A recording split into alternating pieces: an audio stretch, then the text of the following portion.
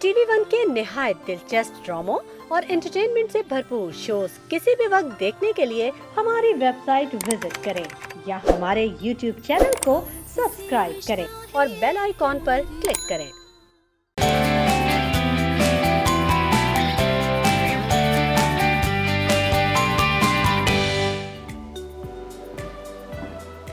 बिस्मिल्लाहिर्रहमानिर्रहीम। अस्सलाम वालेकुम Pakistan and a very good morning to all of you. कैसे हैं आप सब? उम्मीद करती हूँ कि आप सब खैरियत से होंगे, ठीक ठाक होंगे, मज़े में होंगे। मेरी तरफ़ से, मेरी पूरी टीम की तरफ से आप सबको जुम्मा बहुत बहुत मुबारक हो। जुम्मे के दिन है, आप सब कोशिश कीजिए कि हम सब दुआ करें कि अल्लाह ताला हम सबको अपने आमान में रखे। जो भी वबा, एक नई कोरोना वायरस की जो एक लहर एक हमारे मुल्क में आई है, अल्लाह ताला उस वबा से हम सबको महफूज रखे और अपनी आमान में रखे। आमीन सुम आमीन। जनाब, आज 10 दिसंबर है। आपको पता है 10 दिसंबर वाले दिन क्या करते हैं हम? 10 दिसंबर को आलमी हुकूक़ इंसान यानी कि ह्यूमन राइट्स का दिन मनाया जाता है। अब 10 दिसंबर को ह्यूमन राइट्स का दिन दुनिया भर में क्यों मनाया जाता है, आपको पता है? इसके पीछे एक पूरी स्टोरी है, इसके पीछे एक पूरा बैकग्राउंड है जो कि शायद हम में से चंद ही लोगों को पता होगा। तो हमने आप लोगों को डिटेल्स बताने के लिए एक सेशन किया, कल एक रिकॉर्ड किया है हमने सेशन सिमी कमाल साहिबा के साथ और आफिया सलाम के साथ किया है। हमने उनके साथ हमने एक सेशन रिकॉर्ड किया। उसमें उन्होंने बताया कि कैसे ये दिन एक 16 दिन की पूरी कैंपेन होती है, जिसके बाद जाके आज 10 दिसंबर के दिन हम जो है वो आलमी हुकूक़ इंसान का जो है एक दिन मनाते हैं। तो आइए चल के आपको भी दिखाते हैं।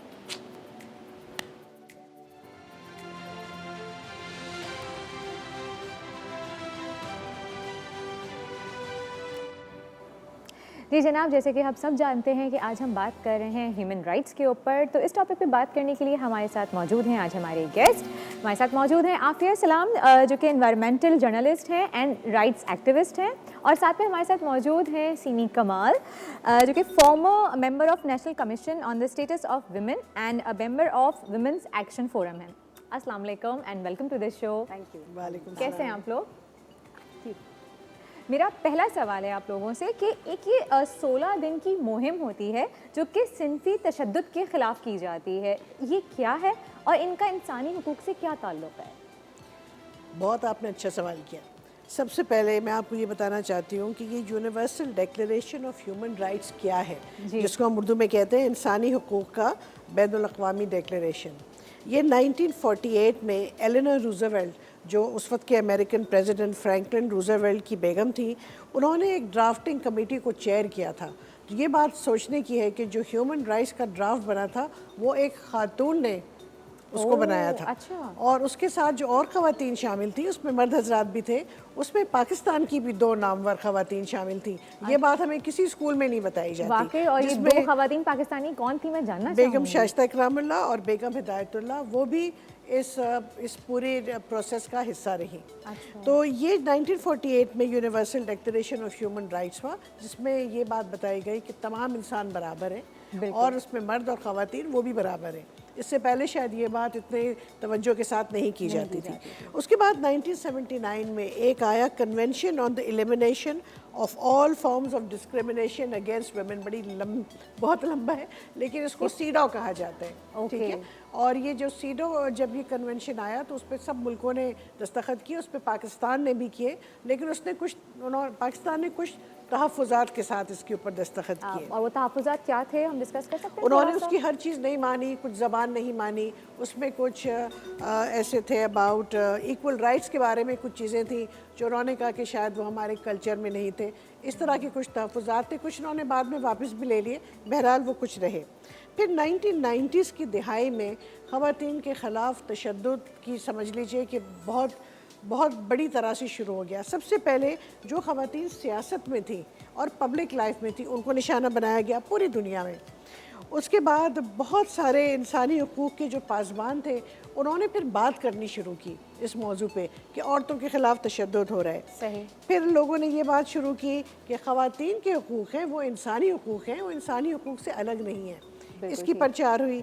उसके बाद फिर बीजिंग में 1995 में जो वुमेन्स इंटरनेशनल कॉन्फ्रेंस हुई, जिसमें उस वक्त 25,000 औरतों ने शिरकत की। उतनी बड़ी कॉन्फ्रेंस ख़वातीन की फिर नहीं हुई उसके बाद। उसमें मैं भी शामिल थी, शायद आप भी होंगी। उसके बाद फिर बहुत सारी तंजीमों ने, ख़वातीन की तंजीमों ने एक दूसरे के साथ ताउन करना शुरू किया। सही। फिर जब 2018 में आते हैं, ठीक है, उस वक्त फिर एक international day for elimination of violence against women बना और उसकी तारीख़ है 24 नवंबर। और 24 नवंबर से लेके जो ये डे कहलाता है 10 दिसंबर तक ये 16 दिन मनाए जाते हैं। और जो वो 10वां दिन है उसका, यानी कि 10 दिसंबर, वो इंटरनेशनल ह्यूमन राइट्स डे है। तो इसका ये किस तरह से ये सिलसिला शुरू हुआ कि ये 16 दिन मनाए जाने रहे, इसके लिए मैं आपको लेके चलती हूँ डोमिनिकन रिपब्लिक में, जो लातीनी अमेरिका का एक छोटा सा मुल्क है। बोर्सो ने शायद इसका कभी नाम भी नहीं सुना होगा। सही। इस मुल्क में ऐसा हुआ कि कुछ सियासी कारकुन थे, तीन सियासी कारकुन थे। वो 3 बहनों के मियाँ थे, उनको बंद कर दिया गया, उनको ऊपर बड़ा उनमें तशद्दुद किया गया। तो ये तीनों बहनें अपने शोहरों को जेल से निकालने की मुहिम उन्होंने शुरू की। और उस मुहिम में जब वो आगे बढ़ी तो उनके पीछे उनकी रियासत का जो भी सिलसिला था वो उनके पीछे पड़ गए और उनको बिल आखिर बहुत तशद्दुद के बाद कत्ल कर दिया गया और उनके जिस्मों को बिल्कुल स्वांप में फेंक दिया गया। तो उनकी जो चौथी बहन थी उसने उनका नाम मरने नहीं दिया। ये मीराबेल सिस्टर्स कहलाती हैं, इनको बटरफ्लाई सिस्टर्स भी कहते हैं। जी जी, बटरफ्लाई। और इनके नाम से फिर ये international day for elimination of violence बना। तो ये जो 16 दिन हैं ये शुरू होते हैं 24 नवंबर को और ख़त्म होते हैं 10 दिसंबर को। अब आ जाइए कि 2000 की दहाई में फिर क्या हुआ, क्योंकि इतनी मुहिम्मात ख़वातीन ने शुरू कर ली थी तो फिर जेंडर कोटास के ऊपर बात होने लगी। बहुत सी ख़वातीन जो थी वो पब्लिक लाइफ में आने लगी, पार्लियामेंट्स में आने लगी। वायलेंस के बारे में, तशद्दुद के ख़िलाफ़ लोगों ने बातें शुरू की, मीडिया में आने लगा, ख़बरें आने लगी, टीवी चैनलों पे लोग बातें करने लगे, किताबें लिखी जाने लगी। तो इन लोगों को फिर एहसास हुआ कि ये कितना फैला हुआ है। उसके बाद फिर जो सेक्सुअल वायलेंस अगेंस्ट वुमेन, पता हुआ कि ये भी बहुत ज़्यादा बढ़ गया है और ये आम तौर पे इसलिए था कि वो औरतों को डिग्रेड करना चाहते हैं। इसके बारे में भी लोगों ने फिर बातें शुरू की। फिर 2010 से लेके 2020 तक ये कुछ विमेंस मूवमेंट जो चला उसके कुछ कंसोलिडेशन के साल थे पूरी दुनिया में। 2017 में जब सीडो ने कोई और रिकमेंडेशंस बनाई, उसमें उन्होंने कहा कि मुख्तलिफ फॉर्म्स ऑफ वायलेंस को रिकग्नाइज़ किया गया, ठीक है, domestic violence, slavery, violence in war, violence against girl children, work place, वो सब कुछ उसकी बात होने लगी। फिर 2018 में यूएन जनरल असेंबली ने रेजोल्यूशन 7348 अडॉप्ट की, जिसमें उन्होंने कहा कि जितने फॉर्म्स ऑफ वायलेंस हैं अगेंस्ट वुमेन एंड गर्ल्स, उन सब के ऊपर तवज्जो की ज़रूरत है। उसके बाद फिर एक बड़ा कैंपेन भी शुरू हुआ जो 2030 तक चल रहा है, जिसका ये 16 डेज़ भी उसका हिस्सा है। और फिर 2020 में जब कोविड के लॉकडाउन हुआ तो उसमें तो ख़वातीन के ख़िलाफ़ तशद्दुद बहुत ज़्यादा बढ़ गया, क्योंकि बंद घरों में जब मर्द ख़ास तौर पे जब कमा नहीं सकते या बाहर नहीं जा सकते तो उन्होंने गुस्सा अपना औरतों और बच्चों पे बहुत ज़्यादा निकाला। तो अब आखिरी कुछ सालों में एक नया कैंपेन शुरू हुआ जिसको हम कहते हैं ऑरेंज द वर्ल्ड कैंपेन। पहले आपको याद होगा औरतों का रंग जामुनी हुआ करता था, अब वो ऑरेंज हो गया है और हम कहते हैं कि उसको ऑरेंज किया जाए। तो इस वक्त ख़वातीन के क्या हालात हैं दुनिया में, वो भी हमें समझना ज़रूरी है। 243 मिलियन वुमेन और गर्ल्स हैं जिनको उनके पार्टनर्स ने अब्यूज़ किया है। ये एक साल के फिगर्स हैं, ठीक है। इसमें से 40% से भी कम रिपोर्ट होते हैं। फिर हम कहते हैं कि 155 कंट्रीज़ हैं जहाँ पे डोमेस्टिक वायलेंस के लॉज हैं। हमारा मुल्क उसमें शामिल नहीं है, हमारे मुल्क में डोमेस्टिक वायलेंस का लॉ नहीं है। और 140 मुल्क ऐसे हैं जिन्होंने सेक्सुअल वायलेंस पे बहुत सारे लॉज बनाए हैं, कुछ पाकिस्तान में भी बने हैं। फिर हम ये कहते हैं कि हर 3 औरतों में से एक औरत वो सेक्सुअल हरासमेंट एक्सपीरियंस करती है अपनी ज़िंदगी में, ठीक है, चाहे वो उसके पार्टनर्स हों, चाहे उसके कज़न्स हों, घर वाले हों या ऐसे लोग हों जिन्हें वो नहीं जानती। बहरहाल ये होता है। उसके बाद हमने ये देखा कि ग्लोबल मी टू मूवमेंट शुरू हुआ। जिसमें ख़वातीन ने सामने आके, पहले वो शर्माती थी और डरती थी और बोलती नहीं थी, उन्होंने बोलना शुरू किया और नाम लेने शुरू और किया। आगे बढ़ के उन्होंने इस जी, मुहिम में और part उन्होंने लिया। कहा कि ये मेरे साथ भी हुआ है। अब बहुत सारे मूवमेंट्स निकल आए हैं दुनिया में। सही। Am I next, we are not dying, they are killing us, मेरा जिस्म मेरी मर्जी, red shoes movement, handmade unite, ये दुनिया के मुख्तलिफ इलाक़ों में ये सारे अब मूवमेंट्स शुरू हो चुके हैं।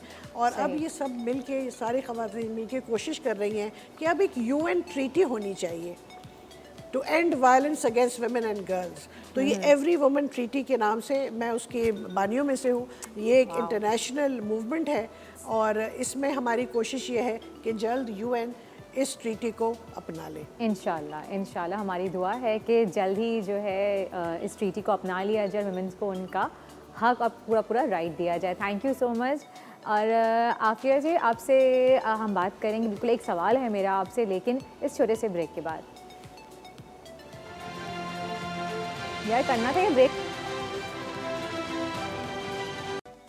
जी जनाब, welcome back after the break. और मेरा सवाल था आफिया सलाम से कि बेसिकली सिनफी तशद्दुद है क्या? देखिए, सिनफी तशद्दुद ये है कि सिनफ की बुनियाद पे किसी से कोई तशद्दुद किया जाए। हमारे यहाँ लोगों को ये भी फ़र्क समझाना ज़रूरी है कि जिन्स और सिनफ का क्या फ़र्क है। बिल्कुल। जिन्स आपकी एक कुदरती, आपको जो जैसे एक कुदरत जेंडर है। अच्छा, उसके बाद नहीं, जेंडर नहीं है, वो है सेक्स। आपका जिस तरह से कुदरत ने आपको पैदा किया वो आपकी जिन्स है, लेकिन जेंडर क्या है वो सोसाइटी जो है रोल्स उसके डिफ़ाइन करती है। सही। और सिनफी तशद्दुद उस बुनियाद पे होता है कि अगर औरत को कमतर समझा जा रहा है, उसका रोल कमतर समझा जा रहा है सोसाइटी में, तो उसके साथ उस वजह से अगर तशद्दुद हो रहा है तो उसको सिनफी तशद्दुद कहते हैं। ट्रांसजेंडर्स के साथ जो तशद्दुद होता है वो भी उनकी सिनफ की वजह से होता है। ठीक है, तो ये एक हमें ये ज़रूरी। अच्छा, मर्दों से पे जो तशद्दुद होता है वो भी एक तरह से जेंडर बेस्ड वायलेंस ही कहलाता है। लेकिन जिस तरह से सीमी ने अभी आपको कुछ आदाद शुमार दिए, तो उससे साफ जाहिर है कि माशरे के अंदर ख़वातीन पे खुसूसन ज़्यादा तशद्दुद हो रहा है। इसलिए ये जो 16 दिन की कैंपेन होती है उसमें वैसे तो उसका टाइटल जेंडर बेस्ड वायलेंस है, लेकिन ख़वातीन के ऊपर जो तशद्दुद होता है फोकस उस पर ज़्यादा इसीलिए होता है क्योंकि वो उसके इंसिडेंट्स जो हैं वो बहुत ज़्यादा होते हैं। और 10वें दिन इस पूरी कैंपेन में ये जब तमाम चीज़ों का जिक्र करते हैं, इसके तमाम जो मुख्तलिफ जहतें हैं, जो पहलू हैं, मुख्तलिफ़ किस्म के तशद्दुद होते हैं, उस सब के ऊपर बात करने के बाद 10 दिसंबर को जो आलमी ह्यूमन राइट्स का जिसमें आप फिर तमाम चीज़ों को उसमें समोते हैं। तो इस पूरी डिस्कशन को जो राइट्स बेस्ड है और जो कि तशद्दुद के ख़िलाफ़ है, उसको फिर आप कल्मिनेट करते हैं 10 दिसंबर को। सही जी, बहुत बहुत शुक्रिया, थैंक यू सो मच आप दोनों का। और आप लोगों ने हमें इतनी अच्छी इन्फॉर्मेशन दी और एक पूरा बैकग्राउंड समझाया हमें, जो शायद मेरे ख्याल से सब लोगों को नहीं पता थी इस बारे में, हमें अवेयरनेस ही नहीं थी। आपने वो अवेयरनेस हमें दी, हम तक पहुँचाई, बहुत बहुत शुक्रिया आपका। और ये कार्य खैर है जो आप करने जा रही हैं, अल्लाह ताला हमारी दुआ है कि आपको कामयाब करे। थैंक यू सो मच जी, वंस अगेन बहुत बहुत शुक्रिया। जनाब, लेते हैं एक छोटा सा ब्रेक, मिलते हैं आपसे एक ब्रेक के बाद।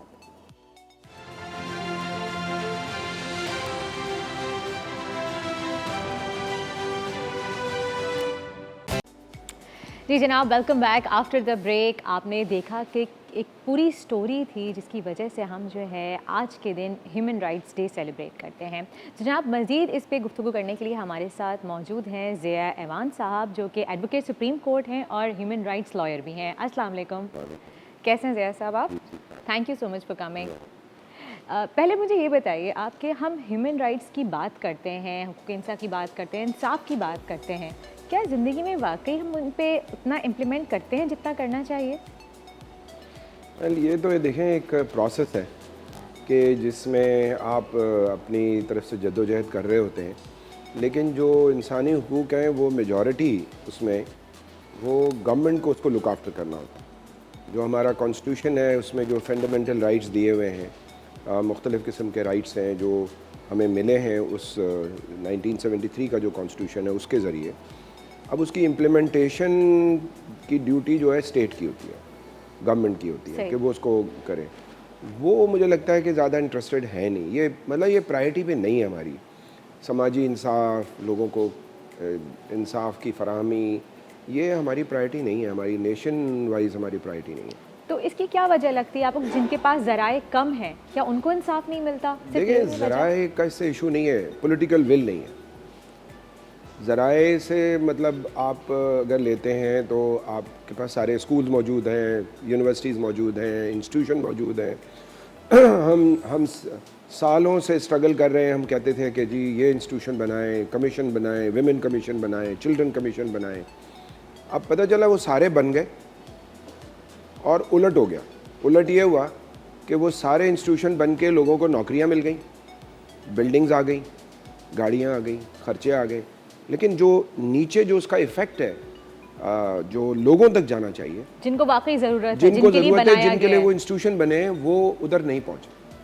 तो उससे कुछ लोग तो उसके बेनिफिशरी बन गए, उनके नाम भी बड़े हो गए, और आप उनको देखें वो बड़े बोलेंगे जी हम फलाने कमीशन के ये हैं फलाने, लेकिन प्रैक्टिकली स्पीकिंग आप आज भी चले जाओ कच्ची आबादियों में, शहरों में, मतलब कौन सा ऐसा शहर है जो हम कहें कि ये मॉडल शहर है, कौन सा ऐसा गांव है जो हम कहें कि मॉडल गांव है। अगर कम्युनिटी ने कहीं अपना खुद मिल के कोई काम किया है, प्राइवेटली कुछ किया हाँ, है तो। वो अलग बात है, लेकिन स्टेट गायब है। स्टेट की कोई रिस्पॉन्सिबिलिटी लगता है ही नहीं। जो तालीम का मामला था, देखें ये भी ह्यूमन राइट्स में आता है कि आपको लाजमी तालीम मिले, बिल्कुल आपको हेल्थ की फैसिलिटीज़ मिले, आपको साफ़ हवा मिले, आपको एक एनवायरनमेंट मिले। ये सारे क्यों है? ये सारे फंडामेंटल राइट्स हैं, बेसिक, जो जब हम पैदा हुए हैं तो ये राइट्स हम लेकर पैदा हुए। बिल्कुल, ये वो राइट्स हैं जो हर शख्स के पास जब से वो पैदा होता है तब से लेके उसकी और हमें कोई मौत दे तक नहीं होते रहा, हैं। हमें किसी से लेने की ज़रूरत नहीं है। ये स्टेट का मतलब ही ये है कि वो ये सारी चीज़ें प्रोवाइड करे। If they are failed totally. तो जैसे आपने बात की कि एम्प्लॉयमेंट की, कि नौकरियां मिल गई हैं लोगों को, लेकिन आपको नहीं लगता कि हमारे एक मखसूस पढ़ा लिखा तबका वो ऐसा है जो सबसे ज़्यादा अनएम्प्लॉयमेंट का शिकार है? देखिए, अनएम्प्लॉयमेंट इज़ अनदर इशू जिस पे हम घंटों बोल सकते हैं, मैं भी बोल सकता हूँ। अनएम्प्लॉयमेंट तो हमारे यहाँ चूँकि जनरेट ही नहीं होती है कोई ऐसी चीज़, और हमारी कंसिस्टेंसी भी नहीं होती है कि जिसमें हम बोलें कि भाई कोई चीज़ हम करने जा रहे हैं।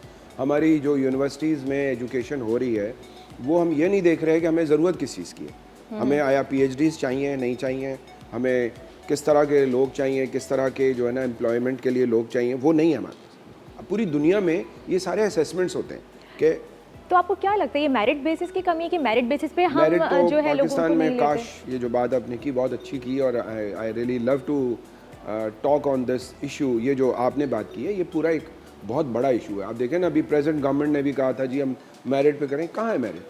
मेरिट है ही नहीं। यूनिवर्सिटी से लेके हमारी जॉब्स इतनी तक होप्स कहीं थी, भी नहीं है। हमारी इतनी होप्स थी इस प्रेजेंट गवर्नमेंट से, लेकिन उन्होंने तो होपलेस कर दिया सबको कि अब आप किसी पे एतबार ही नहीं करेंगे फ्यूचर में। पॉलिटिकल, खास तौर पे लोगों पे पॉलिटिकल कल्चर इतना ख़राब हो गया। लेकिन मुझे बताएं, क्या कहीं ना कहीं हम सिर्फ गवर्नमेंट को इस चीज़ को ब्लेम करेंगे? क्या हमारी अपनी कहीं कोताही नहीं है इसमें? देखें, आप अपनी गवर्नमेंट को, हम तो देखें जब ह्यूमन राइट्स की बात करते हैं तो अगर आपके इंस्टीट्यूशन फेल हो जाएं, आप लोगों को इंसाफ ना दे सकें, तो लोग कबाइल में इंसाफ करते हैं। मैं मेरिट बेसिस की बात कर रही हूँ इस वक्त, कि अगर मेरिट बेसिस पे हम जॉब्स नहीं दे रहे हैं लोगों को, मेरिट बेसिस पे अगर बच्चों के एडमिशन्स नहीं हो रहे हैं अच्छी यूनिवर्सिटीज़ में, जबकि उनके ये तो अच्छे मार्क्स policy- आए हुए हैं। देखें वर्दा, पॉलिसी तो गवर्नमेंट बनाती है ना।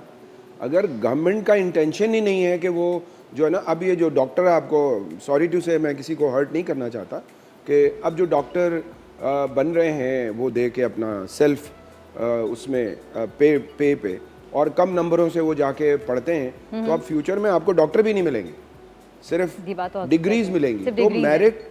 मेरिट की बात बहुत इंपॉर्टेंट है। अगर देखें, ये गवर्नमेंट का काम होता है।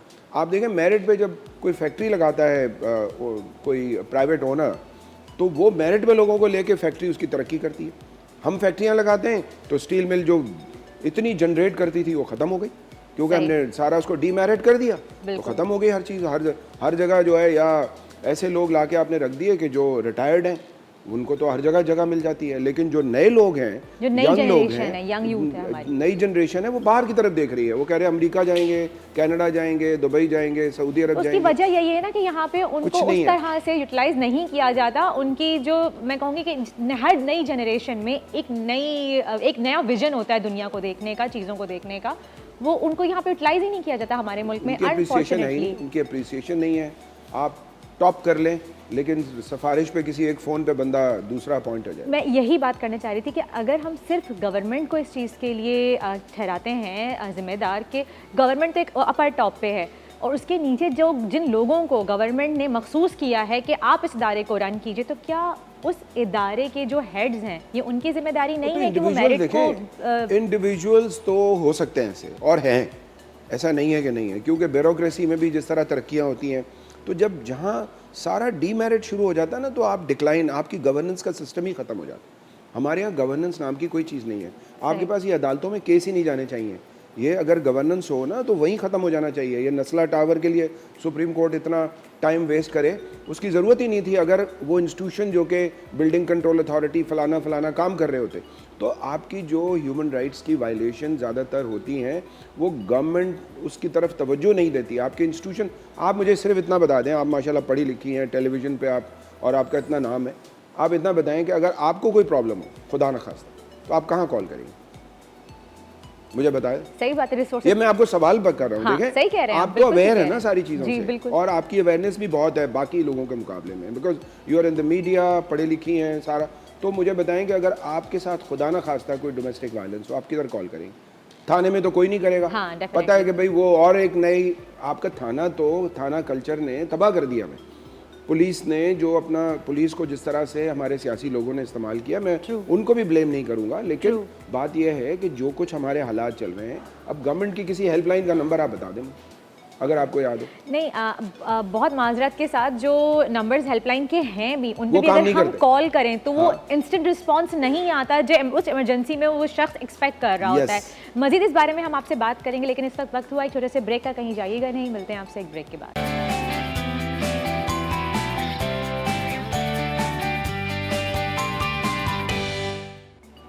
जी जनाब, welcome back after the break. हम बात कर रहे हैं ह्यूमन राइट्स की, और जहां हम बात करते हैं ह्यूमन राइट्स की और औरतों के हुकूक की, स्पेशली आज भी कहने को तो हम बहुत लिबरल सोसाइटी का हिस्सा हैं, हम बहुत मॉडर्न हो चुके हैं, औरतों के राइट्स पे हम बात करते हैं, औरत मार्च करते हैं, लेकिन आज भी गैरत के नाम पे औरतों को ही क्यों कत्ल किया जाता है?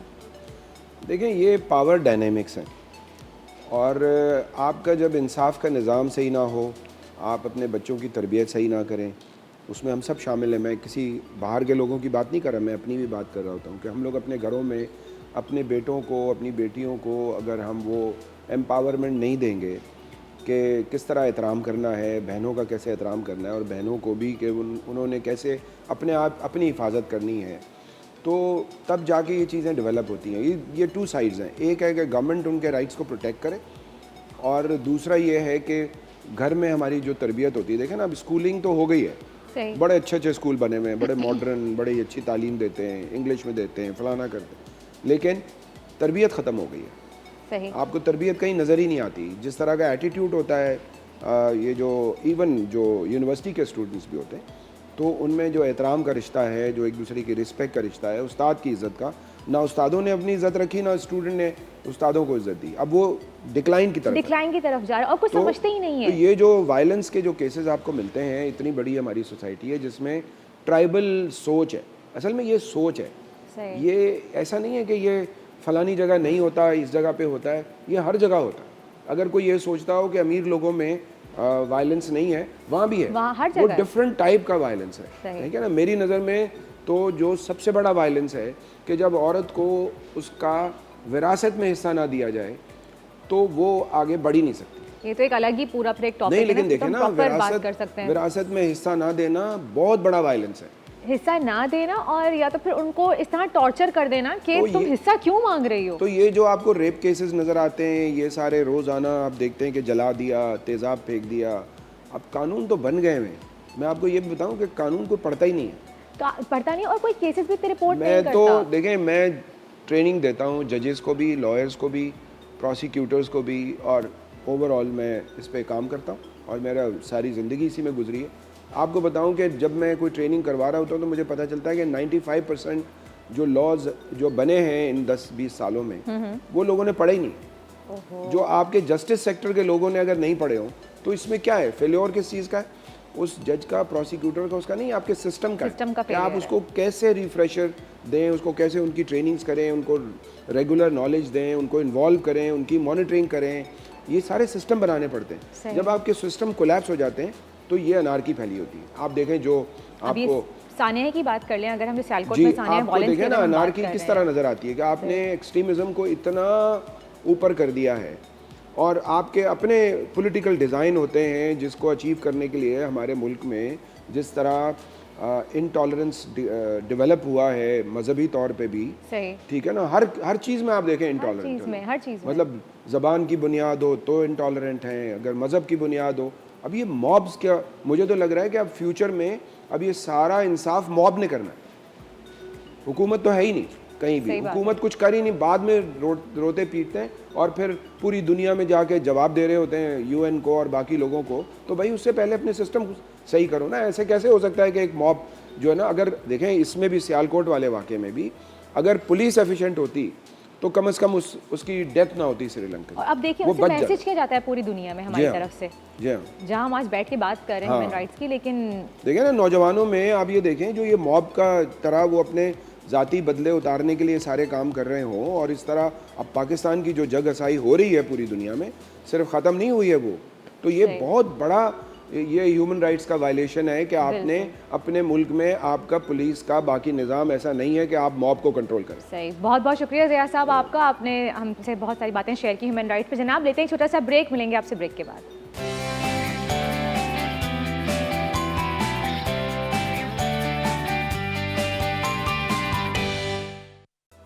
वेलकम बैक जनाब आफ्टर द ब्रेक। आप देख रहे हैं मुस्कुराती मॉर्निंग और अब जो गेस्ट मेरे साथ मौजूद हैं वो हमसे बात करेंगे क्लाइमेट चेंज के ऊपर। क्लाइमेट मार्च तो हमने बहुत सुनी है, लेकिन ये करने जा रहे हैं पीपल्स मार्च। अब ये क्या है तो आइए चल के पूछते हैं खुर्रम अली से, जो कि ऑर्गेनाइज़र हैं पीपल क्लाइमेट मार्च के और कन्वीनियर हैं कराची बचाओ तहरीक के। अस्सलाम वालेकुम Khurram, thanks for coming to the show. बताइए ये क्या है, पीपल्स मार्च क्या है? हमने क्लाइमेट मार्च तो बहुत ही सुना और हर जगह देखी भी जाती है, लेकिन आप कुछ डिफरेंट लेके आए हैं। पीपल्स क्लाइमेट मार्च का जो मकसद है वो ये है कि अभी आपको पता है COP26 जो है वो हुआ है और COP26 जो है वो बुरी तरह से नाकाम हो गया है। उसकी वजह ये है कि वो तबका जो कि सरमायादार तबका है या रूलिंग क्लासेस हैं वो इस इशू को सॉल्व नहीं करना चाहते। तो फाइनली जो हम समझते हैं वो ये कि आवाम को खुद निकलना पड़ेगा और अपने इशूज़ के ऊपर खुद बात करनी पड़ेगी। क्लाइमेट का मसला ऐसा है कि जिसके ऊपर जो है वो अवामी तहरीक का बनना जो है वो बहुत ज़रूरी है और उसके लिए इम्पॉर्टेंट है कि जो ग्रास रूट इशूज़ हैं वहाँ से लोग जो है वो निकल कर आएँ और वो अपने हिसाब से यानी कि जो लोकलाइज्ड इशूज़ हैं उनके ऊपर बात करें। फिशरीज़ का मसला है, जैसे कि ग्रास रूट इशूज़ में आप क्या हाईलाइट करेंगे? सबसे बढ़कर तो ये कि जो क्लाइमेट इंजस्टिस हो रहा है गुजर औरंगी के लोगों के साथ, फिर इसी तरीके से KCR के लोगों के साथ, फिर मलीर की एक पूरी आबादी को जो है वो बिल्डर माफिया खा रही है या जो है वो ग्रीन बेल्ट पे जो है वो सनतकारी हो रही है। ये सारे वो इश्यूज़ हैं कि जो है वो डायरेक्टली इस शहर के साथ जो है वो नथी होते हैं। अगर आप जो है वो पॉल्यूशन की बात करती हैं तो कराची जो है वो 5वां बड़ा शहर आता है पॉल्यूशन के हवाले से, जिसकी एयर क्वालिटी जो है वो 5वें नंबर पे आती है, इतनी ख़राब है। सही क्यों है? उसकी मेजर वजह ये है कि आप जब सारी ग्रीन बेल्ट को जो है वो सनतों में और जो है वो अर्बनाइज़ कर देंगे तो आपके पास कहीं हवा बचेगी नहीं। फिर दूसरा बड़ा मसला ये है कि जो आपकी फैक्ट्री के वर्कर्स हैं वहाँ पर जो फैक्ट्री में सारा का सारा मामला चल रहा है, ये फैक्ट्रियाँ बिल्कुल नाकिस अंदाज में चल रही हैं। यहाँ पर जो है वो कोई लॉज फॉलो नहीं हो रहे। क्यों? क्योंकि जो ये माल प्रिपेयर कर रहे हैं वो कर रहे हैं फर्स्ट वर्ल्ड के लिए, है ना, और वो ये चाहते हैं कि कम से कम कॉस्ट में ये जो माल है वो प्रिपेयर हो। तो हमारी जो इंडस्ट्री है उसकी भी यानी अपना इन्हिसार होना, खुद इन्हिसारी जो है उसकी बड़ी इंपॉर्टेंट है। सही। फिर पानी का इशू आपके सामने है, ठीक है ना, कि टैंकर्स के जरिए तो पानी बहुत आता ही बड़ा है, इशू ठीक है ना, और जो है वो अननेसेसरी पानी जो है वो तो इस्तेमाल हो रहा होता है, यानी जहाँ पर जो है वो अय्याशी हो रही है या जहाँ पर जो है वो ब्यूटिफिकेशन है, लेकिन जहाँ पर वाकई पानी की ज़रूरत है वहाँ पर पानी नहीं पहुँचता। दरियाओं का पानी रोका जाता है, डेल्टा जो है वो ऊपर की तरफ शिफ्ट कर रहा है, उसकी वजह से मसले मसाइल पैदा हो रहे हैं। फिर पूरी जो आपकी साहिली पट्टी है वहाँ से आपने मैंग्रोव्स के जंगलात काट कर बड़े बड़े प्रोजेक्ट्स जो है बनाना शुरू कर दिए, बीमार का, इसका उसका, ये जो सारे प्रोजेक्ट्स जो बन रहे हैं, ये सब एक तरफ रेती बजरी उठाई जाती है दरियाओं से, वो उठा के जो है ना वो समंदर में डाली जाती है। समंदर आप अलग ख़राब कर रहे हैं, दरियाओं को अलग ख़राब कर रहे हैं। तो पूरी इकोलॉजी का जो ये सत्यानाश हो रहा है, हम ये समझते हैं कि इस वक्त 2 स्ट्रगल्स लड़ने की ज़रूरत है। एक वो कि जो इम्पैक्ट्स आ रहे हैं अब उनसे इंसानों को कैसे बचाया जाए, और दूसरा ये कि जो लॉन्ग टर्म मामला है कि जो चीज़ें बची हुई हैं अब उनको जो है वो कैसे सेव किया जाए उसके ऊपर जो है आवाम किस तरह से निकले। तो आप आवाम को क्या मैसेज देना चाहते हैं कि उनको ये मार्च जो आप कर रहे हैं क्यों ज्वाइन करनी चाहिए? कोई मैसेज उनको इसलिए ज्वाइन करना चाहिए क्योंकि आपको ये समझना पड़ेगा कि पार्लियामेंट में बैठे हुए जो लोग हैं, जो यहाँ पे इंडस्ट्री चला रहे हैं, जो इस मुल्क को चला रहे हैं, वो जो है वो क्लाइमेट के साथ जो है वो मुखलिस नहीं है। उनको आपकी ज़िंदगियों से की कोई परवाह नहीं। वो ये चाहते हैं कि आलूदगी हो, आप एयर प्योरीफायर जो है वो ख़रीदें। वो चाहते हैं कि आलूदगी हो, आप जो है वो बोतल का पानी ख़रीदें।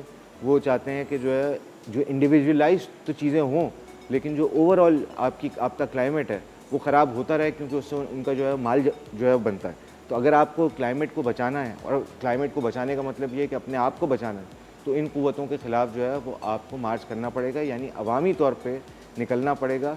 ये हमारी ज़िंदगी और बका का मामला है। अगर आज हम नहीं समझेंगे तो कल शायद बहुत देर हो जाएगी। बिल्कुल, और ये हमारी ही चीज़ें, जो हमारा ही माहौल है, जिसको हमें ही जिम्मेदारी लेके साफ़ करना चाहिए। तो मैं आपको थोड़ा सा बताते ही चलूँ कि पीपल्स क्लाइमेट मार्च जो है वो 12 दिसंबर को होने जा रही है, और ये होगी स्टार्ट बोर्ड बेसन से बिलावल हाउस तक की जाएगी, राइट, 12 दिसंबर को। और शहर कायद से माहौलियाती आलूदगी दूर करने के लिए इसकी टाइमिंग्स भी अगर आप चाहें तो बता सकते हैं।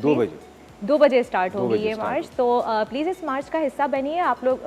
हम सबको बनना चाहिए इस मार्च का हिस्सा। ये क्लाइमेट एक ऐसी चीज़ है जिसके ऊपर खड़े होकर हम सबको एज ए रिस्पॉन्सिबल सिटीजन हमें काम करना चाहिए। हमारी बच्चों की ज़िंदगियाँ उससे जुड़ी हैं। जनाब बहुत बहुत शुक्रिया आपका खुर्रम साहब, आप इतनी एक अच्छी मार्च कर रहे हैं, हमें इतनी अवेयरनेस दे रहे हैं क्लाइमेट चेंज पे। थैंक यू सो मच जनाब। इसका वक्त हुआ है एक ब्रेक का, मिलते हैं आपसे एक छोटे से ब्रेक के बाद।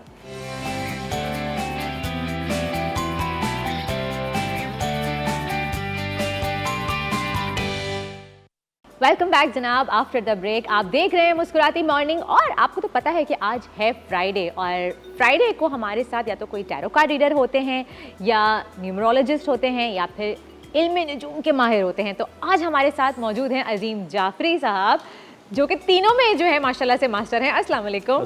कैसी हैं आप? मैं बिल्कुल ठीक, आप कैसे हैं? दुआएं आप न्यूमरोलॉजी भी करते हैं, आप एस्ट्रोलॉजी भी करते हैं, आप उसके अलावा आप घरों की पोजीशन के हिसाब से भी जो है आप लोगों को गाइडेंस देते हैं कि अगर नॉर्थ वेस्ट में, लास्ट टाइम जो आपका सेशन था वो बहुत ही इंटरेस्टिंग रहा था, लेकिन थोड़ा सा रह गया था, हम उसको भी कंटिन्यू करेंगे आज, हम छोड़ेंगे नहीं अजीम साहब को। लेकिन अगर आप कुछ पूछना चाहते हैं, अपनी कुछ इश्यूज से रिलेटेड कोई गाइडेंस लेना चाहते हैं, कोई बात पूछना चाहते हैं, अगर आपको अपनी डेट ऑफ बर्थ नहीं भी पता है तो भी न्यूमरोलॉजी के जरिए अजीम साहब जो हैं वो आपको आपके मसलों का हल बता सकते हैं, आपको गाइड कर सकते हैं। तो हमारे नीचे दिए गए नंबर स्क्रीन पे जो चल रहे हैं उस पर आप कॉल कीजिए और हमसे सवाल कर सकते हैं आप।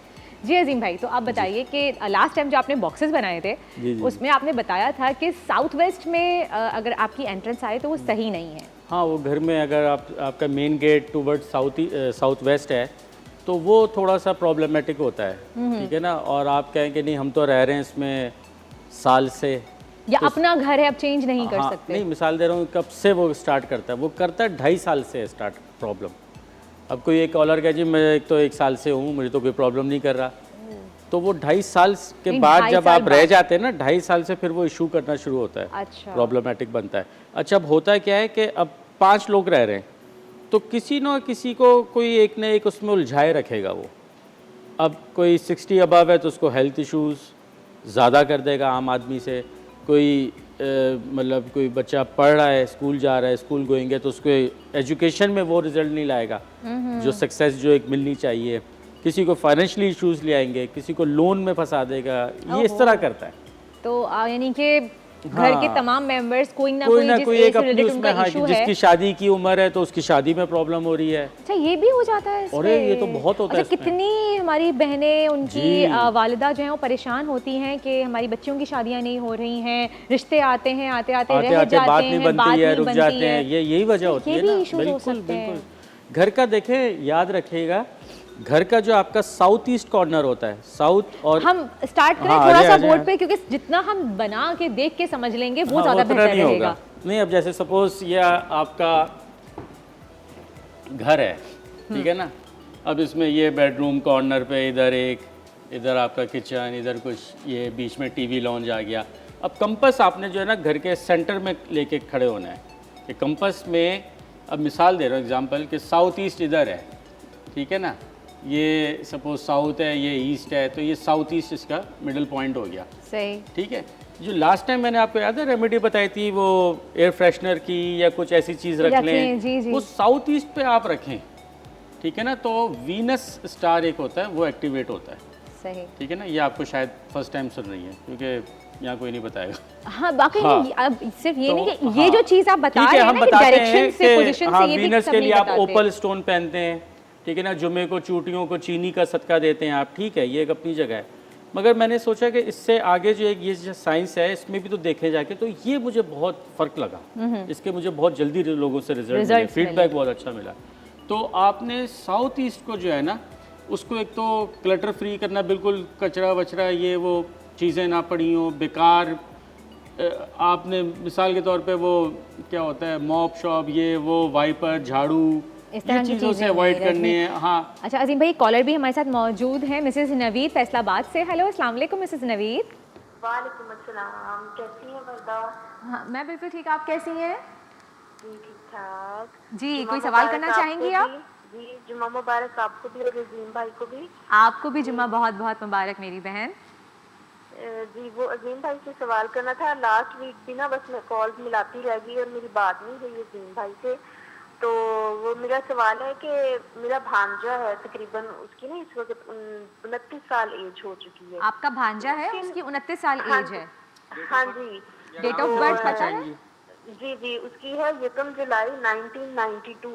1 जुलाई 92, ठीक हाँ है। जी, तो उसके ना अभी तक टाइम- ना तो उसकी टाइम जॉब याद है का आपको? टाइम यही कोई रात का टाइम है। रात का टाइम Exact है, नहीं दी है। हाँ जी। कितने बजे? तो रात उसकी का ना कितने तो बजे का जॉब टाइम कोई अंदाजा है? इशा के वक्त का या लेट नाइट का कोई अंदाजा है? नहीं, ये ईशा का कह लें आप। अच्छा अच्छा, सवाल क्या है इनका? 11-12 बजे सही। तक का। हाँ जी। सवाल आपका क्या है? मेरी क्या बहन पूछेंगी सवाल आप? होता जी, जॉब उसकी एक नहीं ना अभी तक हो रही अच्छी। जॉब नहीं हो रही और है? हाँ जी जॉब नहीं हो रही और उसकी मंगनी 6 साल रह के ना खत्म हो चुकी। हालांकि वो उसकी खाला के घर में ही थी लेकिन वो भी खत्म हो गई। ओहो। यानी उसकी लाइफ में कुछ भी अभी तक अच्छा नहीं चल रहा। बिल्कुल आप सही फरमा रही हैं। उसकी वजह ये है कि 2020 से तो वैसे ही एक स्टार इनके सामने आया हुआ है, इनको हर जगह अपोजिशन का सामना हो रहा है, ठीक है ना। 2020, 21 ये रहेगा थोड़ा, तो इनको कहिएगा कि आप ना सैटरडे, इनको मतलब इस बच्चे को कहिएगा कि सैटरडे के दिन काली चीज़ का सदका दें, जैसे काला कपड़ा है, काले चने, काली चाय की पत्ती, कोई इस मसूर तरह की का ना, दाल, काली मसूर हाँ की काले दाल। मसूर की दाल, काला कपड़ा, तो ये देंगे ना तो वो एक नहुसत सितारे की जो है ना, जो अभी चल रही है अगले साल तक भी रहेगी, ठीक है, तो वो कम हो जाएगी। और बच्चा को कहें कि नमाज ना छोड़े, मतलब पढ़ते हैं ये नमाज, हाँ नमाज कुछ पाबंदी से नहीं ज्यादा। बस ये एक आदत मतलब आप इनकी डाल दें तो फिर देखिएगा फिर कि कैसे काम बनते हैं। जी इंशाल्लाह। और अजीम भाई एक और सवाल अगर टाइम है तो मैं कर सकती हाँ हूँ? बिल्कुल बिल्कुल। हाँ जी, मेरी बहन है, जी, जी। उसकी डेट ऑफ बर्थ है 79, 79, ठीक है। हाँ जी। Month, और date? 8 जुलाई। 8 जुलाई, ठीक है, हाँ 79। जी, उनकी शादी को 14 साल हो चुके, अभी तक उनके औलाद नहीं है। और इनका भी टाइम नहीं पता आपको या है? नहीं इनका टाइम, इनका दिन का टाइम है। अच्छा, ये दोपहर थोड़ी का। स्ट्रेट फॉरवर्ड हैं, कैसी हैं? ये बहुत नमाजी परहेजी तहज्जुद अच्छा, ये तक थोड़ी सी अदा साफ करती गो है हैं, ये। साफ गो हैं? दिल की बहुत अच्छी है, बहुत अच्छी है दिल की। नहीं और मेरी किसी बहन को कुछ अजीम कह भाई नहीं सकती। मेरी बहन अजीम भाई पूछना चाह रहे हैं कि ये साफ गो है, यानी कि जो भी हो साफ साफ मुंह पे कह देती हैं? नहीं नहीं नहीं ऐसी नहीं फिर है। क्या इनका टाइम लगाएं हम, टाइम कुछ बता सकती हैं आप ताकि मैं इनका टाइम का अंदाज़ा? अंदाज़ा लगाऊं ना? या फिर नाम बता दीजिए तो हम न्यूमरोलॉजी के थ्रू देख सकते हैं। बिल्कुल हाँ देख जी, सकते इनका हैं। नाम है जी, अच्छा, इसके रिफत। एक सेकंड, इनको वैसे मैं हल बता देता हूँ क्योंकि मैंने वो देख तो लिया है कि वो, मगर मैं उसमें और एक्यूरेसी लाना चाह रहा था ना। खैर अगर नहीं है तो अच्छा, नाम क्या बताया आपने? बहन का नाम क्या बताया? रिफत।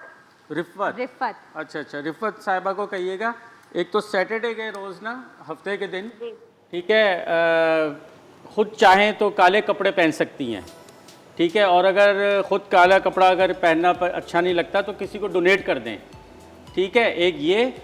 और अपना जो उनका घर है वो कहाँ, फैसलाबाद में है, ठीक है, तो जहाँ ईस्ट है ना, कि जहाँ से आप जब वेस्ट पे नमाज़ पढ़ते हैं तो बैक आपकी ईस्ट पे होती है, जहाँ से सूरज निकलता है, तो इधर एक छोटे बच्चे की अपने बेडरूम में या उधर जो भी ईस्ट पे उनकी वॉल बन रही है, एक बेबी की अच्छी सी पिक्चर लगा दें। आप हैं लाइन पे? नहीं, कॉल ड्रॉप हो गई है, मगर आई एम श्योर वो सुन रही होंगी मिसेस नवीद। मिसेस नवीद, अपनी बहन से कहिए कि अपने घर में ईस्ट पोजीशन पे, यानी कि जिस जगह वो नमाज पढ़ती है उसके पीछे जो है वो बेबी की पिक्चर लगा दें। इंशाल्लाह ताला अल्लाह के हुक्म से औलाद हो जाएगी। साथ में या वारिसों या मुसव्विरों की तस्बीह रोजाना करें। बिल्कुल बिल्कुल जनाब। इस वक्त हुआ छोटे से ब्रेक का, ब्रेक से वापस आएंगे, मजीद सवालों के जवाब देंगे अजीम साहब के साथ।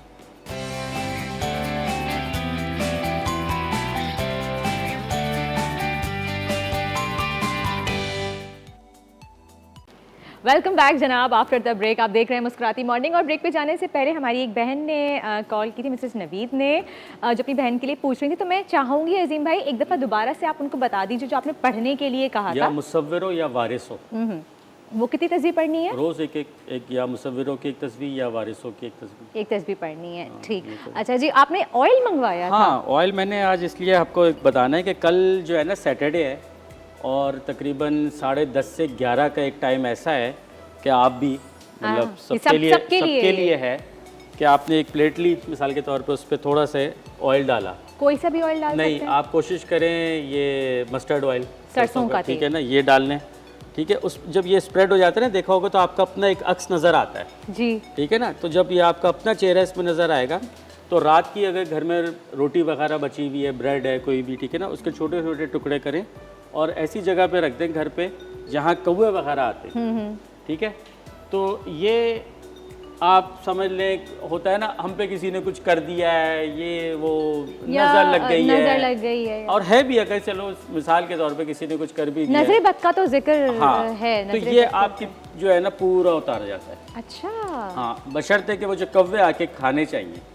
ये अगर तो वो आपने रखा है कि हाँ कौवे तो आए मगर खाए नहीं, तो इसका मतलब आप पे सख्ती ज़्यादा है कि वो भी कबूल नहीं हो रहा सदका, या कोई वजह है कि रुकावट आ रही है। तो इसका हल ये है कि आप कोई ज़्यादा डिसाइड ना हो कि वो अब क्या करें, तो आप नेक्स्ट सैटरडे को फिर उठ के डाल दें, तो ये पूरा आपका वीक जो है ना खैर खैरियत से गुजर जाएगा। फिज़िकली आपके जॉइंट्स वगैरह, बोन्स, ये वो, फिर काफ़ी मतलब इसके बेशुमार फ़ायदे हैं। आप करके जब देखेंगे ना इंशाल्लाह। और तो टाइम दोबारा बताइएगा कितने बजे करना है? कल जो बन रहा है इसका अराउंड 10:30 to 11 AM, 10:30, हाँ 10:30 11 के दरमियान आप ये कर लें। ठीक है ना, तो सब बहुत लोग नोट आपको कर लीजिए भाई, सुबह 10:30 से 11 के दरमियान अगर खुदा ना खास्ता आपकी लाइफ में कुछ फील हो रहा है, प्रॉब्लम चल रही है या आपको लग रहा है कि आपके काम में आसानियां नहीं हो रही हैं, तो ये सदका आप कीजिए जिस तरह से अजीम भाई ने आपको ये बताया। सैटर्न का सदका है। अच्छा, सैटर्न का काम ही, ज़ोहल सितारे का काम ही डिले, पेंडिंग, हर काम में डिले लाना, पेंडिंग लाना, रुकावटों के साथ मसला मतलब वो बड़ा ही लेजी सितारा है ये। लेजी से एक घर में बैठे 2.5 साल उठता नहीं है, 2.5 साल 3 साल। चलें जी, एक और मेरी बहन मौजूद है हमारे साथ साहिवाल से, मिसेस इमरान। हेलो, अस्सलाम वालेकुम। जी वालेकुम सलाम। जी मिसेस इमरान, कैसी हैं आप? ठीक ठाक। जी, आपका सवाल बताइए अजीम भाई से। मेरा सवाल ये है, मेरी बेटी है 14 साल की, उसकी डेट ऑफ बर्थ है 8 जनवरी 2008। उसके सर में बहुत ज्यादा दर्द रहती है और उसको ना आराम नहीं आ रहा, मेडिसिन भी देते हैं लेकिन फर्क नहीं पड़ता। 3 माह से मुसलसल 8 जनवरी 2008। मेरी बहन, आप टाइम बताएंगी आपकी बेटी की पैदाइश का? जी, मगरिब का टाइम, मगरिब का टाइम, जुमे वाले दिन पैदा हुई थी। और जुमे वाले दिन पैदा हुई है। नमाज का टाइम नहीं पूछा हमने, चलो चले, यानी कि मगरिब का टाइम मेरे ख्याल में 6 बजे, 5 और 6 के दरमियान में टाइम था, मगरिब की अजान हो चुकी थी। अच्छा, कभी बच्ची के सर पे कोई चेहरे पे या कभी सर पे कोई चोट वोट तो नहीं आई थी? नहीं सर, कुछ भी नहीं होता, लेकिन वो गिरी जरूर है, लेकिन उसकी कमर में पेन होती है। टाइम कंफर्म करने के लिए पूछ रहा हूँ, कभी बच्चे गिरते हैं तो माथे पे, कहीं सर पे कभी चोट आई हो? नहीं सर, कुछ नहीं, ऐसा कुछ भी नहीं हुआ। उसके सर में तकरीबन गले कैसे हैं बच्ची के? थ्रोट, गले कैसे रहते हैं? नहीं, अभी पता चल जाएगा। नहीं, गले का भी मसला नहीं है सर। उसके ना सर में दर्द रहती है तकरीबन दिन के 12 घंटे में से उसके अच्छा, सर में ठीक 10 है। घंटे आप दर्द नाम होती है। बताइएगा, आपकी बेटी का नाम क्या है? कश्यफ इमरान, उसके फादर का नाम इमरान है, उसका नाम है कश्यफ। कश्यफ नाम है बच्ची का। कश्यफ हो गया ना जी, चलें उससे बता देते हैं सदका। अच्छा, ये बताएं, बच्ची जब सोती है उसका सर किधर होता है? और ड्रॉप हो गई लाइन ड्रॉप। अच्छा, ये बड़ा इंपॉर्टेंट है कि जैसे मैंने लास्ट प्रोग्राम में बताया था, अगर आप वेस्ट पे सर रख के सो रहे हैं तो थोड़ा सा ये इश्यूज आते हैं आपको। अच्छा, ठीक है ना। तो एक तो खैर लाइन ड्रॉप होगी, मगर मैं वैसे बता देता हूँ बच्ची के लिए कि जो कशफ नाम से और इनका मून जो सेगिटेरियस था, ठीक है, उस दो चीज़ों का बता देता हूँ कि एक तो बुध के दिन वेडनेसडे को ये ग्रीन कलर का सदका, ग्रीन कलर से मुराद सब्ज़ी, हरी सब्ज़ी, हरा कपड़ा, हरी दाल, ये किसी को देते हैं, परिंदों को डालते हैं दाल वगैरह। और जुमेरात के दिन येलो, अच्छा, ठीक है। तो मुझे लग रहा है ये इंशाल्लाह इनका जो है ना मसला ये हल हो जाएगा। चलें जी, मेरी बहन आपने सुन लिया होगा मिसेस इमरान, और हमारी दुआ है कि आपकी बच्ची को अल्लाह ताला शिफा दे, और ये जो अजीम भाई ने बताया इस तरह से सदका दीजिए और कीजिए तो इंशाअल्लाह ज़रूर फाका होगा। अच्छा अजीम भाई, ब्रेक पे हमारे साथ एक कॉलर मौजूद थे, काशिफ भट्ट, जिनकी तारीख़ पैदाइश उन्होंने बताई थी 19 जुलाई, आप चेक कर लीजिए, 19 जुलाई 1992, ठीक है। और सुबह 12 बजे यानी कि दोपहर 12 बजे पैदा हुए थे वो। 19 जुलाई 1992 दोपहर 12 बजे वो पैदा हुए हैं। ठीक है, ठीक है। और वो सवाल उनका ये था कि उनका इस्तांबुल जाना क्या सही रहेगा, क्योंकि पाकिस्तान में उनका कोई काम नहीं चल रहा। दोपहर 12 बजे। जी, दोपहर 12 बजे। अच्छा, 19 जुलाई 92 सवा 12 के दरमियान। 12 के दरमियान। अच्छा, बाहर जाना सही रहेगा।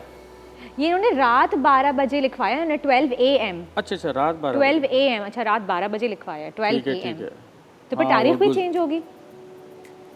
अच्छा, ये बहुत ट्रिकी मामलात होते हैं कि अगर हम 5 तारीख की रात 12 काशिफ बजे भट्ट लगाते साहब हैं तो डेट भी चेंज। जी, काशिफ भट्ट साहब हैं, तो डेट भी चेंज हो जाती है इसमें। बिल्कुल जाना सही रहेगा इनका।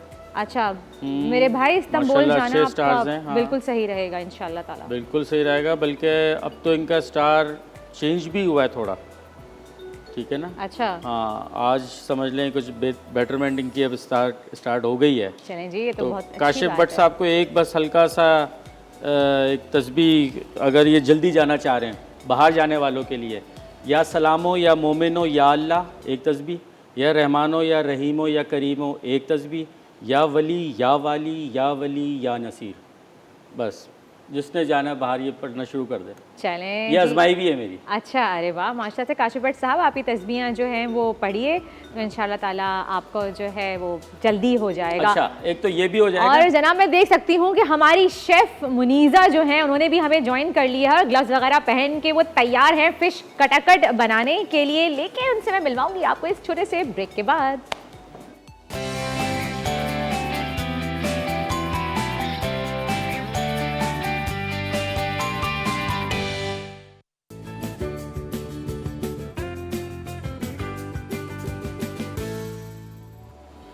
वेलकम बैक जनाब, आफ्टर द ब्रेक आप देख रहे हैं अब हमारा सेगमेंट किचन क्वीन, और किचन क्वीन हमारे साथ मौजूद है हमारी शेफ मुनीज़ा। अस्सलाम वालेकुम मुनीज़ा। वालेकुम अस्सलाम। क्या बात है, आज तो आप भी खुद चटक भड़क जो है वो कपड़े पहन के आई हैं, बहुत अच्छी लग रही हैं। Thank you. ये मेरे कपड़े हैं आरजू की तरफ से, और बहुत ज़्यादा पॉकेट फ्रेंडली और बहुत अच्छे और कंफर्टेबल ड्रेसेस वो बनाती हैं और उन्होंने मेरे लिए भेजे, तो थैंक यू। अच्छा, तो आज क्या चटपटा बना रही हैं? देख के तो मुझे कुछ बहुत ही यमी सी चीज़ लग रही है। अच्छा, बिल्कुल बहुत यमी सा बनने वाला है, आपने बिल्कुल सही गेस किया।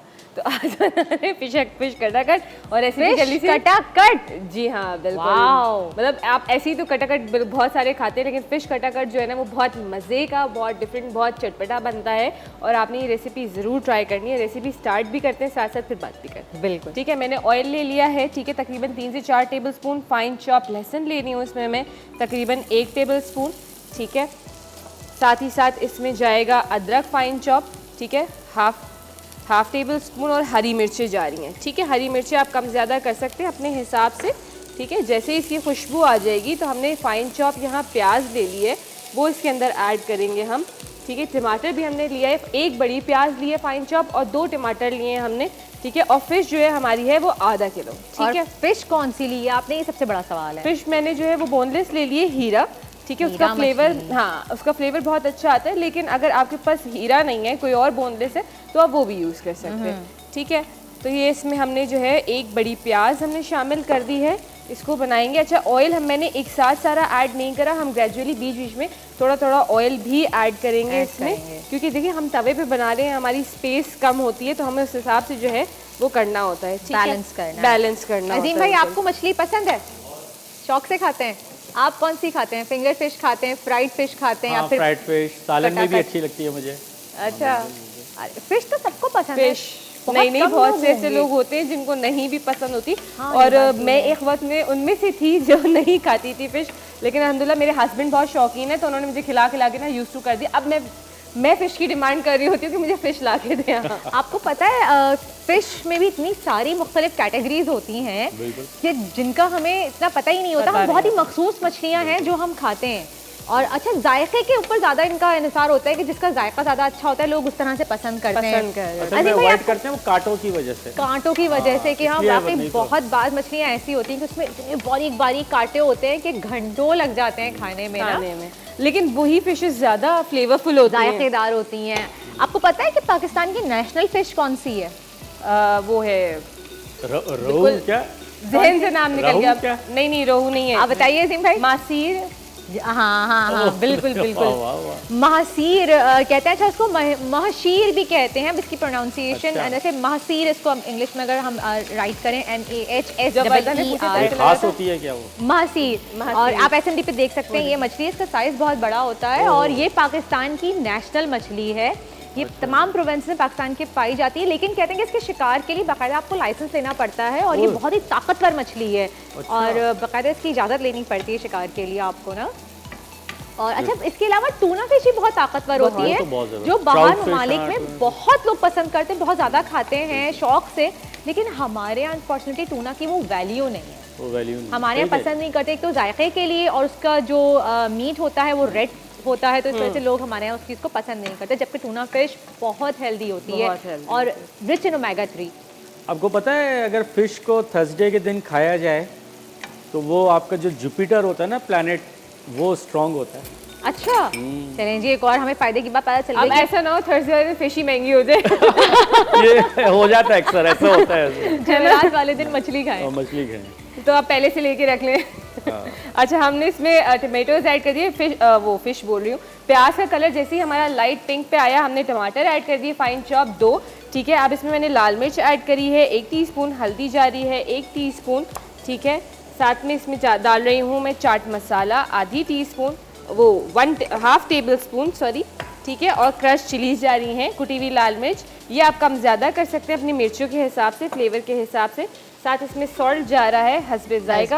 हाँ जी, अभी मैंने कम ऐड करा है, वो बाद में हम थोड़ा सा ऐड कर देंगे। सही अजीम भाई खटाखट आवाज तो निकालें। हाँ कटाकट हमारे लगी ना कटाकट पक रहा है। अभी मेरे ख्याल से अभी जब फिश ऐड करेंगे हम तब तो फिर हम निकालेंगे। अजीम भाई की थोड़ी सी आप इसी को कटाकट थोड़ा सा कर दीजिए। अजीम भाई उसके लिए वो भी तो चाहिए ना, वो है हम पूरी तैयारी के साथ आती दूसरा हैं। आना रह गया हमारा, रास्ते में रह गया। कोई बात नहीं, एक से ही सही है, हम आवाज़ निकाल लेंगे। अजीम भाई आपने जिनके लिए बताया था तस्बीह पढ़ने के लिए, जो बाहर जाने के लिए तस्बीह पढ़ना चाहते हैं, उनकी कॉल आई थी ब्रेक में, वो दोबारा से पूछना चाह रही हैं। अच्छा उसका होता है एक तस्बीह या सलामो या मोमिनो या अल्लाह।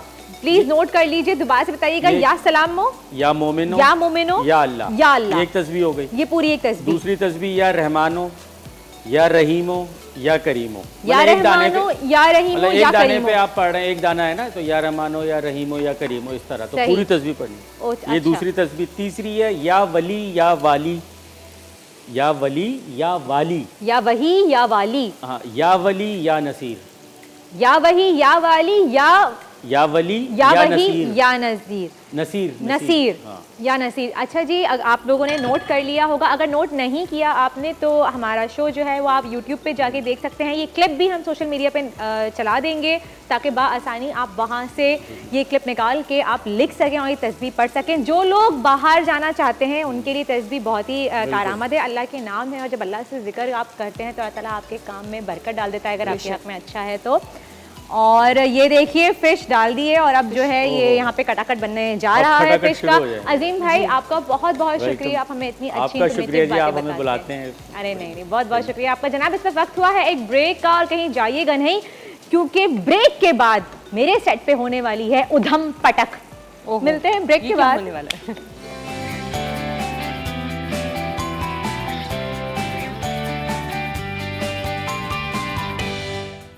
हमारे सेट पे आज मौजूद है हमारे साथ फिल्म उधम पटक की पूरी कास्ट। सबसे पहले मैं उन सबको वेलकम कहना चाहूँगी, अस्सलाम वालेकुम and welcome to the show.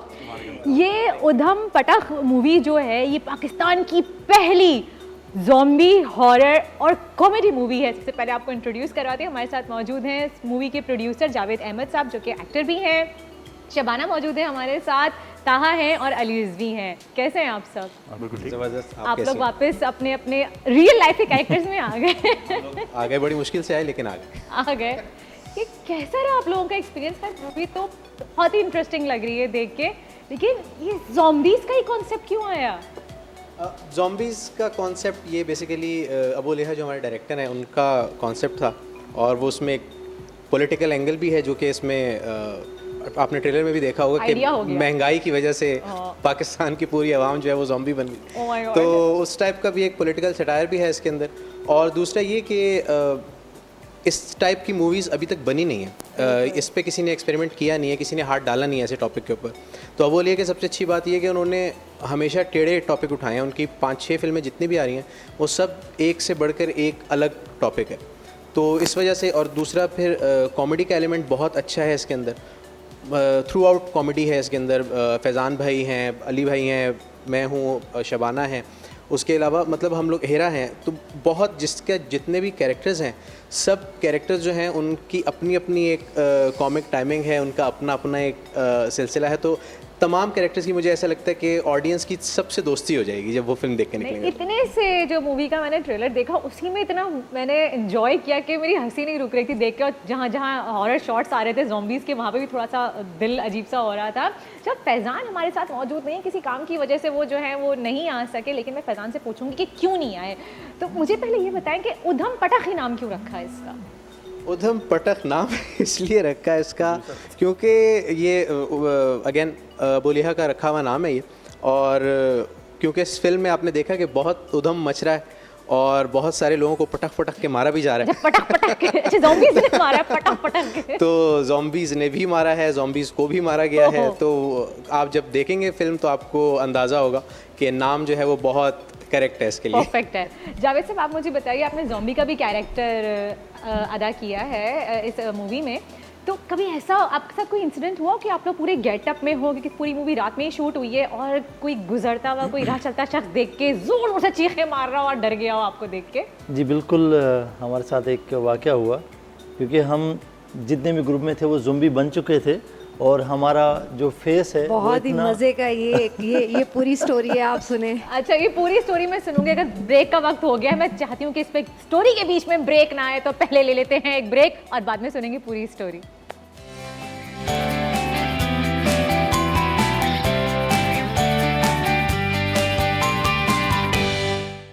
Welcome back जनाब आफ्टर द ब्रेक, और बहुत ही मज़े की गपशप चल रही थी मूवी उधम पटक के बारे में। तो हमें आयशा ने और युसरा ने भी ज्वाइन कर लिया है, जो इस मूवी में ज़ॉम्बीज़ का कैरेक्टर प्ले कर रही थी। तो मुझे उनसे बहुत सारी बातें भी करनी है, लेकिन उससे पहले मैं बताती चलूँ आपको कि मुनीज़ा ने फ़िश कटाकट रेडी कर लिया है।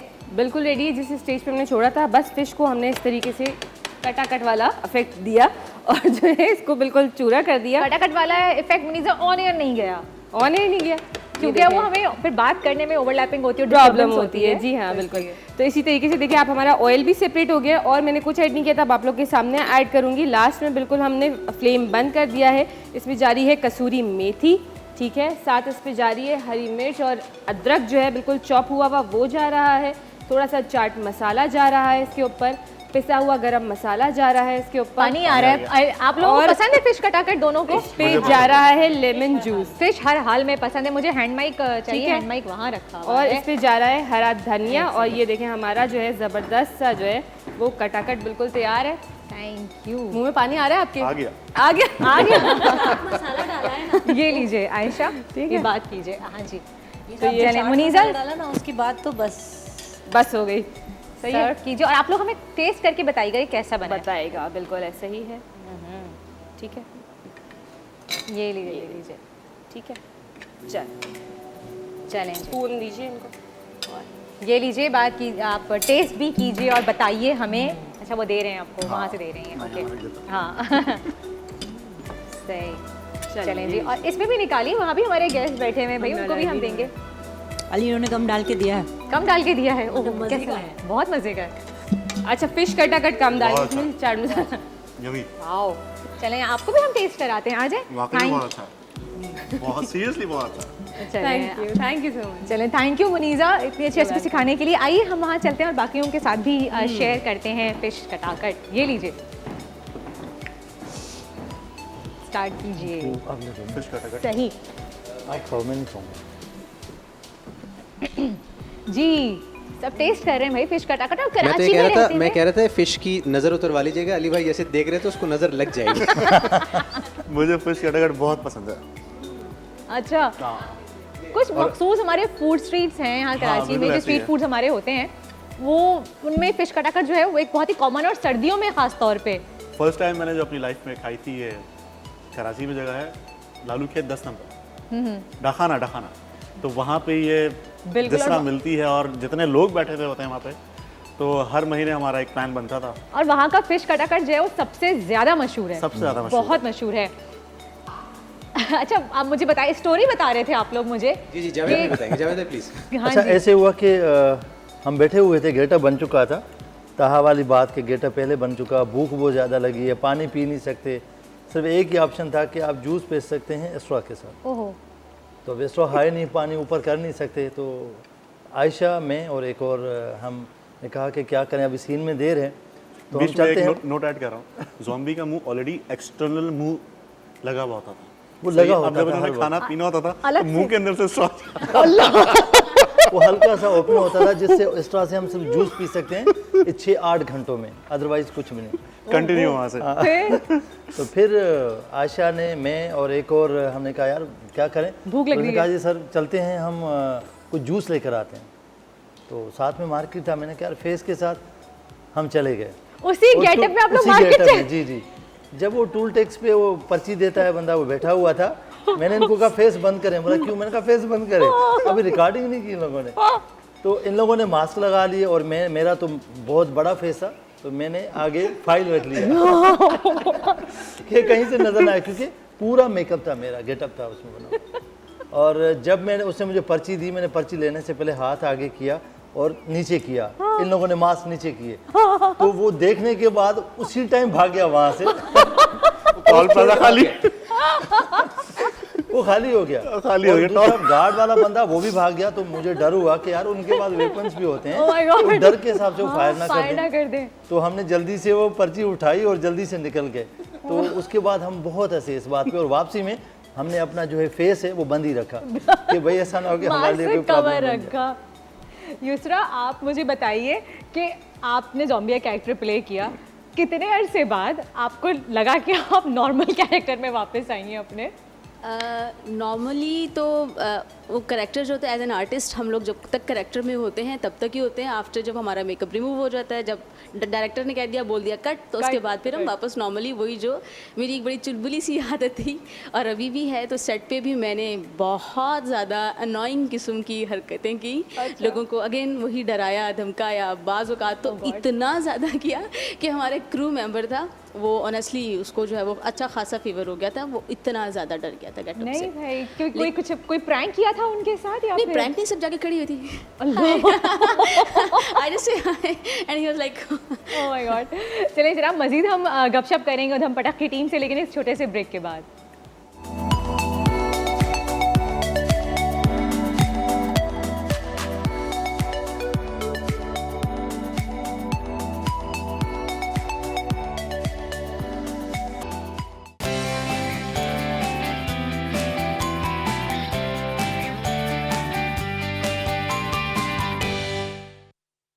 वेलकम बैक जनाब आफ्टर द ब्रेक। और आज हम बात कर रहे हैं फिल्म उधम पटक की कास्ट से, और इतना मज़ा आ रहा है, इतना एंजॉय कर रहे हैं। आज ये मूवी पूरे पाकिस्तान में रिलीज़ होने जा रही है, तो ज़रूर देखने जाइएगा, आप लोग बहुत एंजॉय करेंगे। पहली बार पाकिस्तान में ज़ॉम्बी कैरेक्टर्स को लेके एक हॉरर कॉमेडी मूवी बनी है, और हमारी दुआ है इंशाअल्लाह ताला ये मूवी सुपर हिट हो जाए इंशाअल्लाह ताला।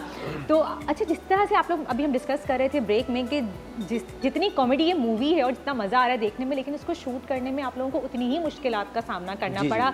हीट वेव के दौरान आप लोगों ने ये मूवी शूट की, तो मुझे बताइए एक्सपीरियंस कैसा था? देखिए, फिल्म देखने में मज़ा आता है, लेकिन फिल्म की शूट जो है ना, वो at times it's a very painful process for all the actors, for all the production members, producer के लिए, डायरेक्टर के लिए एक बड़ा मसला बन जाता है कई दफ़ा। तो हम जब शूट कर रहे थे तो पीक की गर्मी थी और हीट वेव चल रही थी, तो हवा भी नहीं चल रही थी, और हम कराची से कुछ मतलब कराची में ही थोड़ा 1.5-2 घंटे की ड्राइव है मेमन बोट में, वहाँ पे एक फार्म हाउस पे हम शूट कर रहे थे। तो एक पत्ता भी नहीं हिल रहा था। फिर सबके मेकअप हुए हुए थे, फिर जो zombies थे उनके शाम 4 बजे मेकअप हुए और वो अगले दिन 6 बजे तक बेचारे जो सुबह 6 बजे तक उसी मेकअप में चल और रहे जो हैं वो। ज़ॉम्बी का कैरेक्टर प्ले कर रहे थे उनका मेकअप जो होता था वो उसमें 12-12 घंटे गुजारते थे मतलब उस गर्मी में। एक बंदे पे तकरीबन आधा घंटा, पौना घंटा, 1 घंटा लगता था और 14-15 लोग थे जो इन्होंने बनाने थे zombies। तो वो एक पूरा प्रोसीजर था। फिर हम लोग तो खैर देर में आते थे, लेकिन फिर पूरी शूट रात में हुई।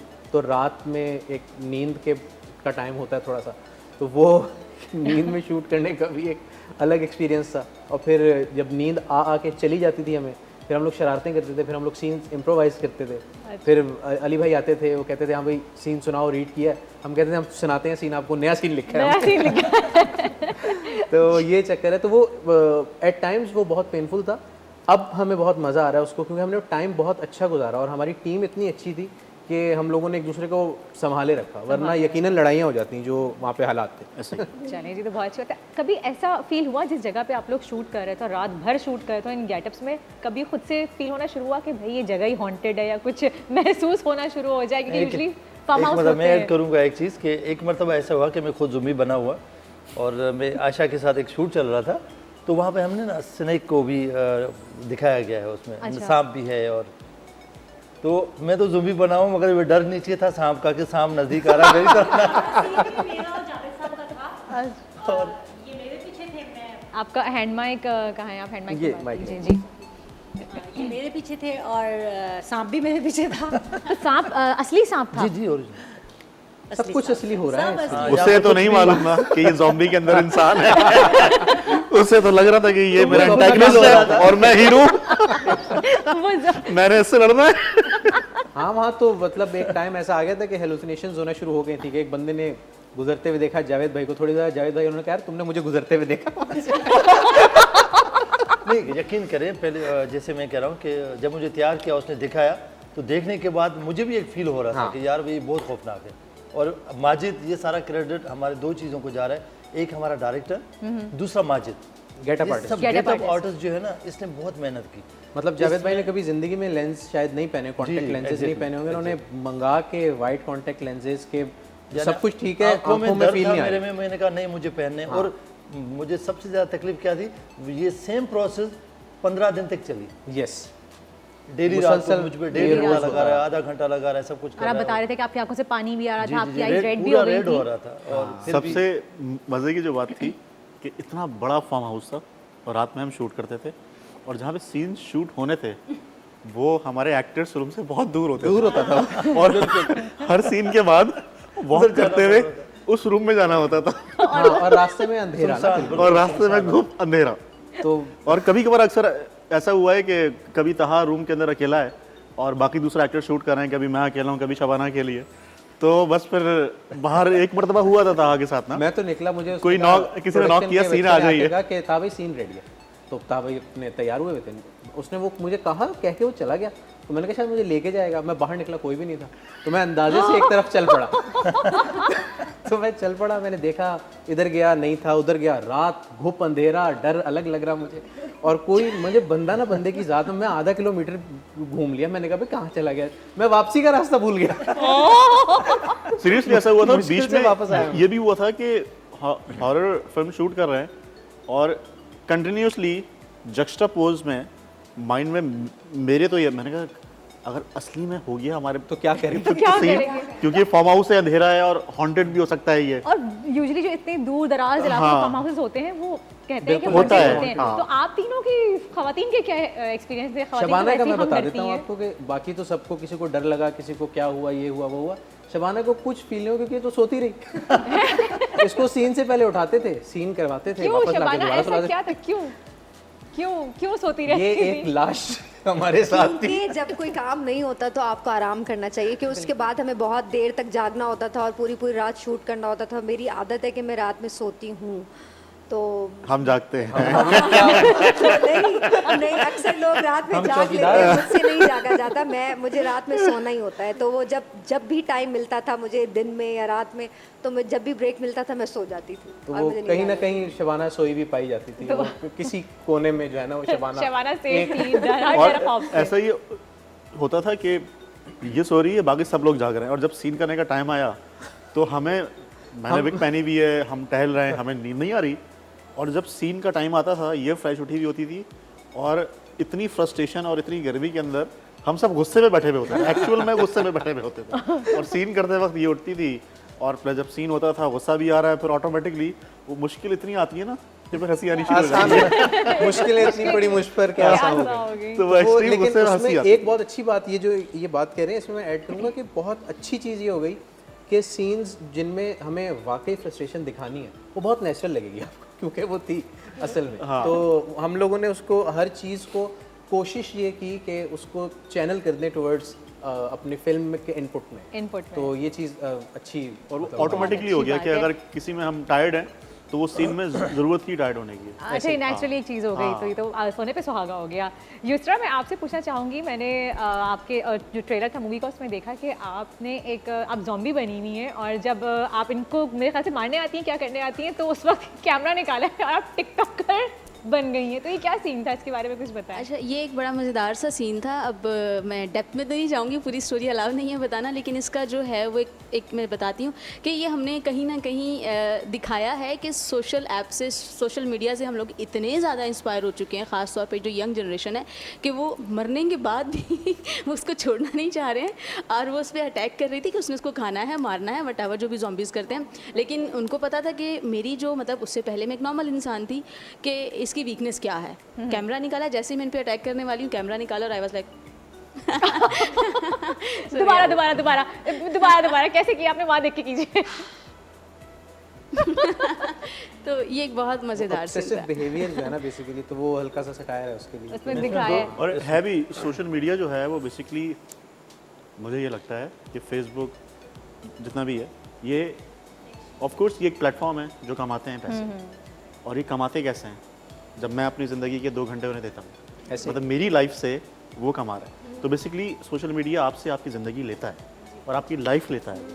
जब वो आपकी ज़िंदगी, आपकी लाइफ ले रहा है, जब आप जिंदा हैं, तो ये मर गई है तब भी जा रही है। आप कुछ शेयर करना चाह रही थी आयशा कि कैरेक्टर आपका भी? मैंने बताया कि इसमें सबके जो कैरेक्टर्स हैं वो इस तरह के हैं कि जब हम ज़ॉम्बी भी बन जाते हैं ना, लेकिन चूँकि हम ज़ॉम्बी बनने के बाद जब वो चीज़ सामने आ जाती है जिस काम से निकले थे घर से, जैसे इनको बताया कि ये टिकटॉकर, तो मैं इनसे लड़ने निकली थी घर। जब ये मेरे सामने आ जाते थे तो मैं बीवी बन जाती थी। अच्छा, यानी कि ज़ॉम्बी बनने के बाद भी जो मुझे ये याद है कि मैं धोने आई हूँ शोहर को। मगर इसमें एक और भी चीज़, पेट्रियार्की जो है ना वो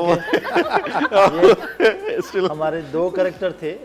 एक तो टिकटॉकर अली भाई की मेहनत है कि उसमें हम दिखा है कि टिकटॉकर है, सारा दिन टिकटॉक बनाती है, ज़ॉम्बी बन जाती है, तो भी उसकी सेम हरकतें हैं। और दूसरा इसमें ट्रांसजेंडर है, जिसको हमने ट्रांसजेंडर दिखाया है कि वो एक जो है वो चौकीदार है और उसमें चौकीदारी कर रहा है, और जब वो ज़ॉम्बी बनता है तो वो सेम शक्ल में होता है, वो अपना स्टाइल चेंज नहीं करता। तो वो भी एक कॉमेडियन का जो है ना कि ट्रांसजेंडर जो है वो ज़ॉम्बी बनता है तो कैसे करेगा। तो ये सेम हरकतें। तो ये सब जानने के लिए आपको देखनी पड़ेगी। आज रिलीज़ हो रही है पूरे पाकिस्तान में उधम पटक, ज़रूर देखिएगा, बहुत ही मज़े की मूवी है।